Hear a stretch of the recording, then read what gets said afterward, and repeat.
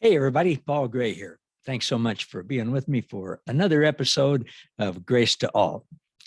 Some of you know that I started out my uh, workforce career as a musician. I did that for some 25 years or so before I had a great career change and went into the ministry. And my musician, I did all kinds of things. I was a classically trained musician with a degree in music from the University of Kansas, but I was primarily a jazz musician. But I did all sorts of things, including playing for weddings.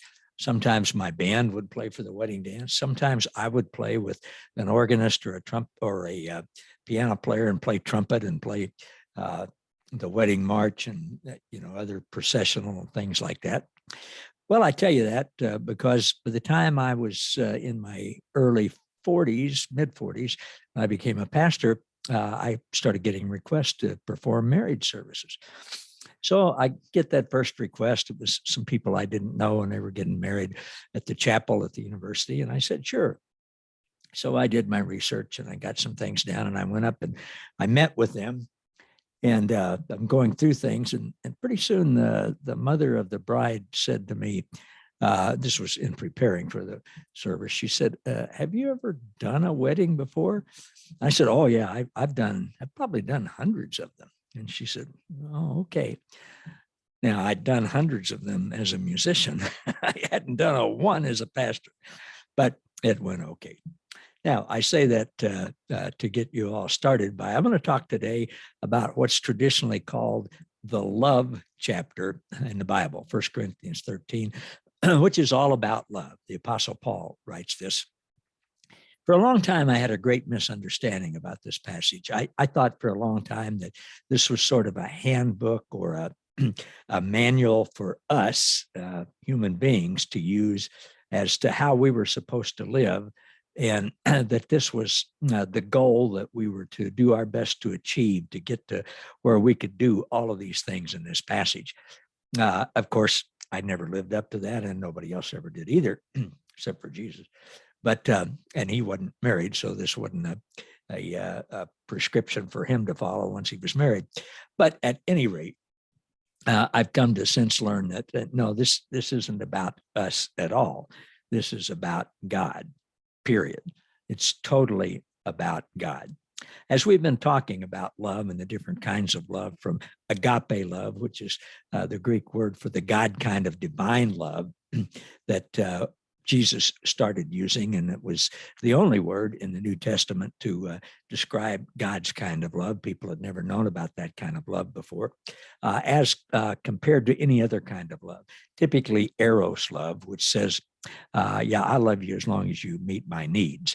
And unfortunately, in religion, we've tended to ascribe that kind of love to God, when God is not like that at all. His agape love is totally without conditions. And I've taught on that the last couple of times we visited. So I want to go into that from a little different standpoint today as we look at 1 Corinthians 13. Every time it says love in this chapter, Paul, the author, uses the Greek word agape, meaning God's love, the God kind of love. We know from the Apostle John in different places that he writes that God is love. That's God's essence. That's God's nature.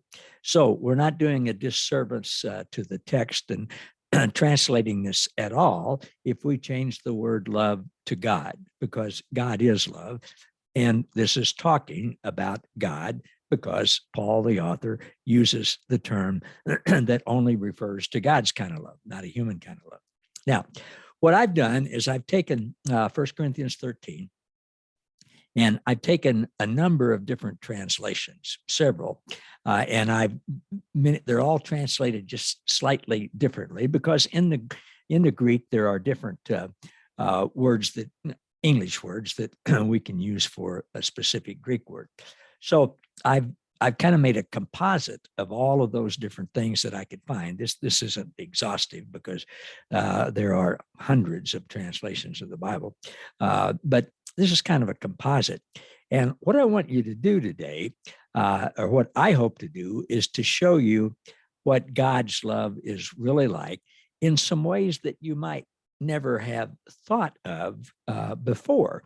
And so we'll go through this, and I'd love to have you get back with me either through a personal message or a message on the YouTube video, or those of you who are already in contact with me, you can email me, or well, any of you can email me at grace to all with Paul Gray at Gmail.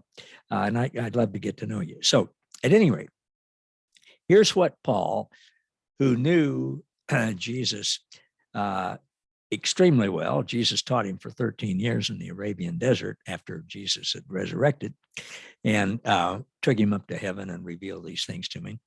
He says, love, or God, I'm going to start saying God from now on instead of love. God is patient and does not give up. I would encourage you, as I go through this list of things, if there's any particular time here you want to just stop, hit the pause button and stop and think about that. In particular, what does that mean for your image of God? What you think about God, and then how does that grab you as to knowing that God relates this way to you? All right, here's the first one. God is patient and does not give up. That's true about God's relationship with you and with everyone. God is patient to the max and never gives up. God is kind. God's not jealous and does not envy, thinks no evil of anyone. God doesn't brag or boast, is not arrogant or proud. That really ties in with our understanding of the Trinity, of God being three essences, three beings, all with the same essence. I misspoke that a little bit. God being the three in one, Father, Son, and Holy Spirit, all having the same essence, but different functions, if you will. And the three of them have always existed in relationship, which is the picture for the kind of relationship that they've included us into. And they are not, nor ever have been, jealous, don't envy each other, don't think any evil about each other. Doesn't matter to them who gets the credit for whatever. Their holiness is perfect relational, what's the word about it? Perfect relational relating to each other. So they don't care who gets the credit or anything like that. All right. Love does not brag or boast, is not arrogant or proud. God, love, does not act unbecomingly or dishonor others. God never does that with you. God never dishonors you or anything like that. God does not seek its own. He's not self-seeking. He always seeks the best for us. I mean, what would he need worship for? What would he need praise for? What would he need admiration for? He is everything. He's got everything. He owns everything. He is the perfect being. He doesn't need any of that. What he wants is relationship with us. He wants us to know how much he loves us. God, love, does not insist on his own rights or his own way. He's infinitely patient with us. God is not provoked, is not irritable, and puts up with anything. Now, I want to take just a minute to talk about that. What it actually says in both the major Greek manuscripts that our Bibles are translated from is God is not angered. Many English translations, you'll see it says God is not easily angered. Well, guess what word is not in the original Greek? Easily. Many translators felt they just had to put a caveat in there that God can be angered, but it's just not as easy as with us. No, God is not angered. Now think about that. If you know everything, if you're omniscient as God is, you know what's going to happen. You can see the end from the beginning. You're not going to be surprised with something. How's it going to make you angry when you already know what's going to happen? God does not get angry, unlike us, unlike the image of a small g God that we've foisted off on him. All right. God's not provoked, not irritable, puts up with anything is not angered.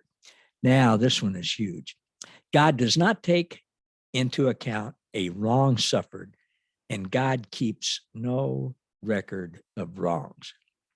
Just think about that. If nothing else from what you're getting from this little discussion today, take some time and ponder that, meditate about that, ask the teacher, the Holy Spirit in you, to explain what that really means. God keeps no record of wrongs. He doesn't have a book or a scroll or anything where he's keeping a list of your wrongdoings. He has no list of your wrongdoings. What does that mean in regard to the fictitious entity that religion has come up with called hell, and us being sent there because of our wrongdoings? I'll wait. I could wait forever because there's no logical answer to that. If God keeps no wrongs, and he doesn't keep any wrongs, there's nothing for him to punish us for, and he's not into punishment anyway. That's a big one there. So I'd encourage you to spend some time with it. Now, I know what some of you are going to say, because this is what I used to say. But what about this verse? What about this doctrine? What about that?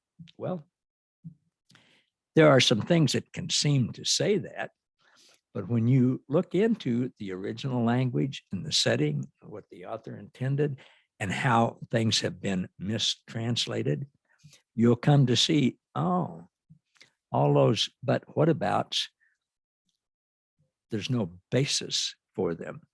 So I encourage you to dig into things when you need to. Going on in chapter 13 of 1 Corinthians. Love, God, does not rejoice in unrighteousness and is not happy with sin. And a sin, of course, means missing the mark of knowing who God is and how much he loves us and everyone. Love, God rejoices with the truth. Love, God bears all things and always protects. He bears everything. He always protects. Love, God believes all things, believes the best about us, always trusts, and is ever ready to believe the best of every person. Love, God hopes or expects all things to work out the way he intends. I mean, why wouldn't he? He's all powerful. God always perseveres. God never fails. God's love always perseveres, never fails, and never comes to an end. You can take these passages from 1 Corinthians 13 and meditate on them for a lifetime and only begin to start to grasp the amazing, infinite, unbelievable, unfathomable, outrageous love that God has for you and for everyone. I want to finish this little discussion today with another verse the Apostle Paul wrote. He wrote this to the church in Galatia. It's Galatians 5:6. He said, the only thing that counts, or what is most important, is faith expressed as love. If we have faith that moves mountains, as the beginning of 1 Corinthians said, but we don't have love, it doesn't count. It doesn't make any difference. It's like a loud gong or crashing cymbals in your ear. The only thing that matters to God is love. God's love for us and our experiencing that love for us. And then once we do, then it just happens supernaturally that we start to love ourselves and love everybody else and love God. We love because he first loves. Hey, thanks everybody. Hope this has been encouraging to you. It has been to me. Love you all. No pun intended. I do that because Christ in me does that as me. Look forward to seeing you next time on Grace to All with Paul Gray.